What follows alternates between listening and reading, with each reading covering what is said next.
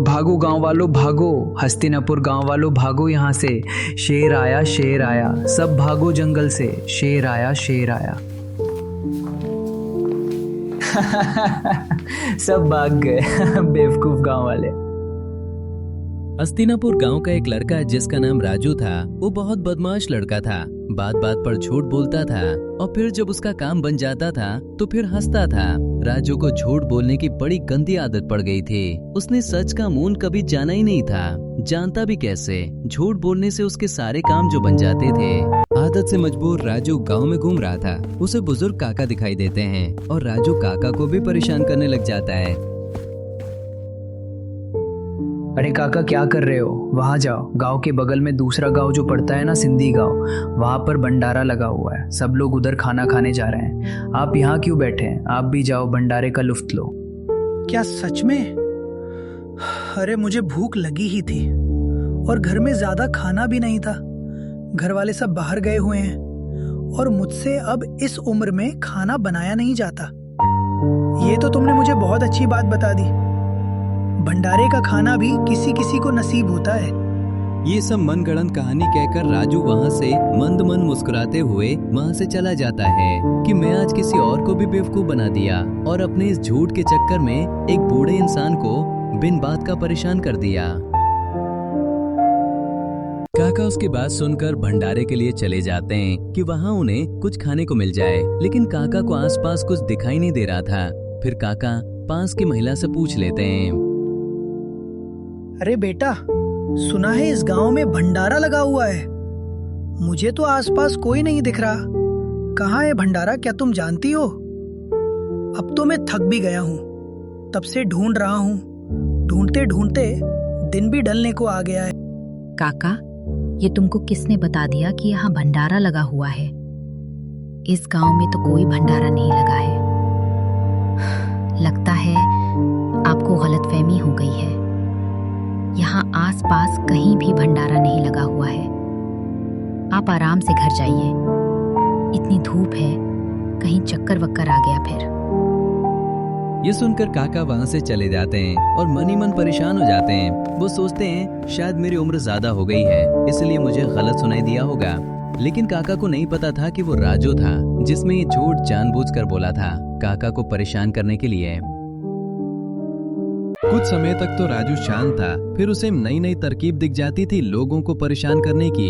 एक दिन क्या हुआ, राजू खेत में काम कर रहे हैं, किसानों को देखता है और उन्हें देखकर उसके दिमाग में एक ख्याल आता है। अच्छा, ये सब यहाँ पे काम कर रहे हैं, अभी थोड़ा इनसे मजाक करता हूँ। मैं उस पेड़ पे चढ़ के इन सभी किसानों को तंग करता हूँ, मजा आ जाएगा। सब काम कर रहे हैं, इसी बहाने थोड़ा आराम भी कर लेंगे। चल राजू चल, तभी तो बात बनेगी। यहाँ खड़े रहकर थोड़ी कुछ होगा। अरे गांव वालों सुनो सुनो सुनो। अरे काकी, अरे काका, अरे शामू, अरे दीनू, सुनो सुनो सब। शेर आया, भागो यहाँ से, भागो यहाँ से, हमको खा जाएगा, भागो।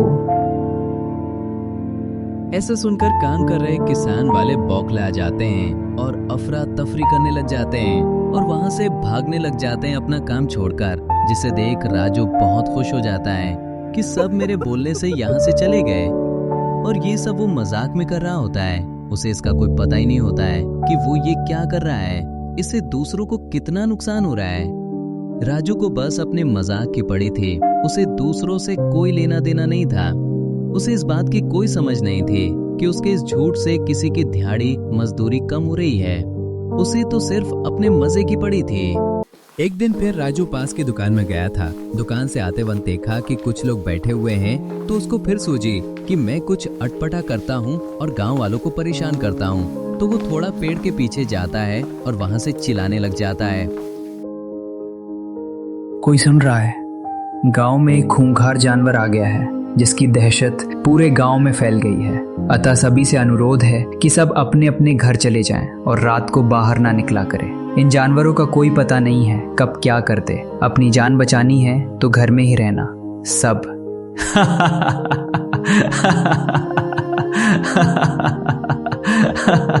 अरे रामलाल, ये कौन बोला गांव में खूंखार जानवर? चलो चलो अपने अपने घर को चलो सब। न जाने कैसा खूंखार जानवर है।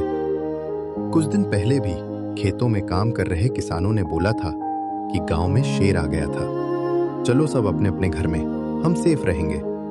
वे सब वहां से भाग गए और राजू पेड़ के पीछे से तमाशा देखता रहा और मन ही मन आनंदित हो रहा था। उसे इस बात की कोई खबर नहीं थी कि उसकी ये गलती कभी उसको भारी भी पड़ सकती है। या मैंने आज फिर लोगों को बेवकूफ़ बना दिया। लोग भी पता नहीं कैसे हैं। पर चलो, मुझे क्या है, मेरा तो आज का दिन बन गया। गांव वाले सभी इकट्ठा होकर इस बात का हल करने के लिए गांव के मुखिया से बात करते हैं और उनसे अपनी परेशानियां साझा करते हैं। मुखिया जी, हम सब परेशान हो चुके हैं ना। हमें खेतों में काम करने को मिलता है क्योंकि गांव में शेर आ जाता है, कभी कभी खूंखार जानवर आ जाते हैं ना। हम अच्छे से काम कर पाते हैं। हम काम नहीं कर पाएंगे तो अपने घर का गुजारा कैसे करेंगे? हमें बहुत परेशानी हो रही है। दिन में भी निकलना हमारे लिए मुश्किल होता जा रहा है। हम अपने घर में पाले हुए जानवरों को क्या घास खिलाएंगे? बाहर जाने में ही डर लग रहा है। आप ही हमारा कोई समाधान कर सकते हैं? मैं आपकी परेशानियां समझ सकता हूं, लेकिन मुझे एक बात समझ में नहीं आ रही। इस गांव में शेर और खूंखार जानवर कैसे आ सकते हैं? यहाँ तो दूर दूर तक कोई जंगल भी नहीं है और जंगली जानवर तो जंगल में ही रहते हैं। और आज तक मुझे ये सुनने में नहीं मिला किसी से भी कि गांव में शेर आया है। अगर आपको इनसे परेशानियां हैं तो मैं कुछ ना कुछ करूंगा। आप परेशान ना होइए। जल्दी ही इस मुश्किल का हल निकालकर हम आप सबको देंगे, जिससे आप सब अपने अपने खेतों में काम भी कर पाएंगे और अपने जानवरों को अच्छे से खिलाएंगे पिलाएंगे भी, जिससे किसी को भी कोई दिक्कत नहीं रह पाएंगे। बस आप सबका मुझे सहयोग चाहिए।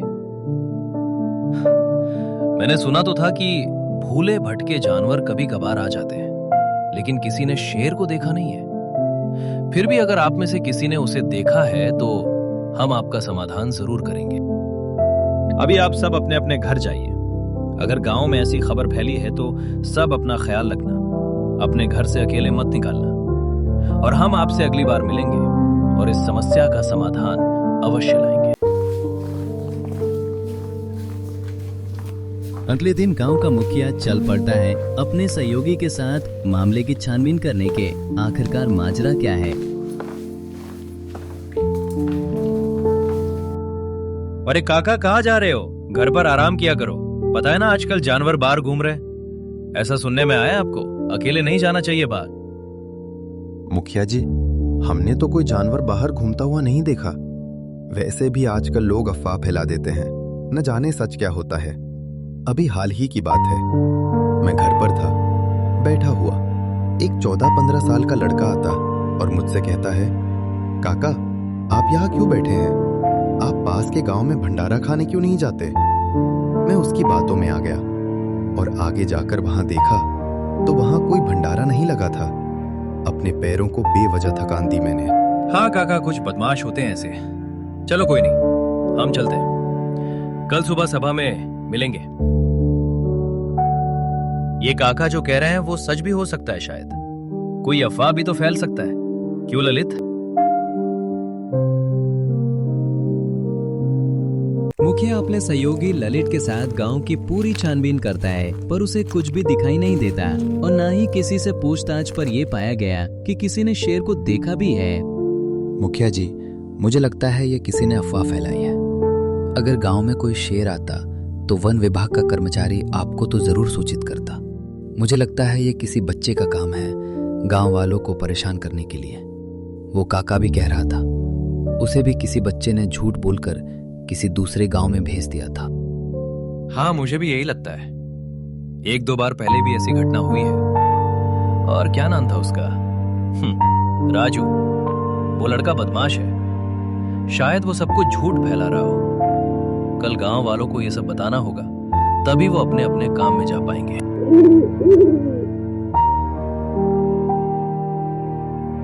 कल सुबह तड़के ही मुखिया राजू के घर चला जाता है, ये कंफर्म करने लिए कि क्या ये बात उसने फैलाई है, ताकि वो गांव की सभा में अपने गांव वासियों को सब सही सही बता सके और सटीक जानकारी दे सके। राजू अपने घर के बाहर ही बैठा था। सुनो बच्चे, क्या ये घर राजू का है? हाँ, आप सही घर पर आए हो। मैं ही हूँ राजू। कहो, कैसे आना हुआ मुखिया जी?